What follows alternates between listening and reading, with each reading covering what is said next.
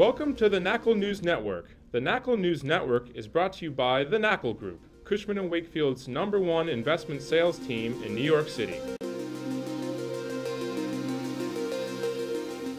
Hi, I'm Jon Hageman, partner at the Knakal Group at Cushman & Wakefield.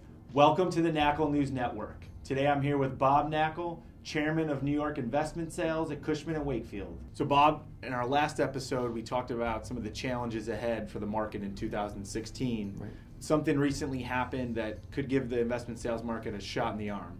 Tell us what that was. Hags, the thing that happened that could have a big impact on the market were significant changes to the Foreign Investment in Real Property Tax Act of 1980, which is commonly known as FIRPTA. At the end of last year, there were some policy changes that should be very, very positive for the investment sales market in the U.S. and particularly in New York, and so we're very optimistic about this. Bob, first, can you explain what FIRPTA is and how it came about? The FIRPTA law came about in 1980 when a lot of congressmen and senators in the Midwest were concerned about farmland being purchased by non-U.S. citizens.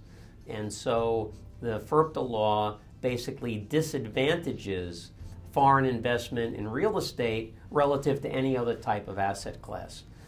If a foreigner buys real estate here, they are subject to extra tax payments that foreign investors didn't face with any other type of investment. So how did the act affect the market over the years after it was first put into place? Well, actually, for a while, it gained a lot of momentum, and there were folks that really wanted to make FIRPTA even stronger.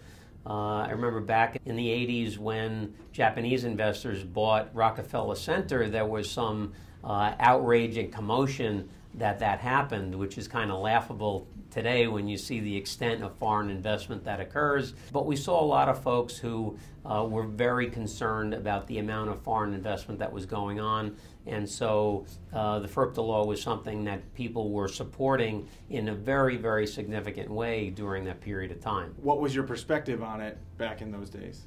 Well, we always thought it was unfairly treating real estate. I think that when you look at foreign investors buying properties here, normally they hire a U.S.-based company to lease the property, they hire a U.S.-based company to manage the property, and I've never seen a foreign investor pick a building up and ship it back to the homeland, so I never really understood what the big deal was about it.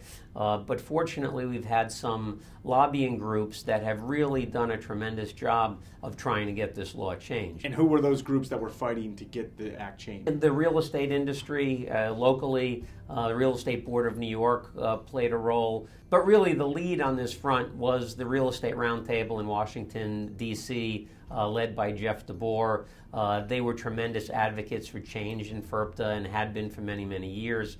In fact, I think one of the first articles that I wrote for the Commercial Observer 7 years ago was talking about breaking down this tax wall that existed.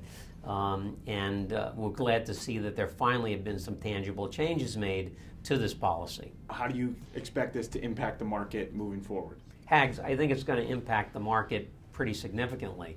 As we've seen, participants in the commercial real estate market are highly sensitive to changes in tax policy.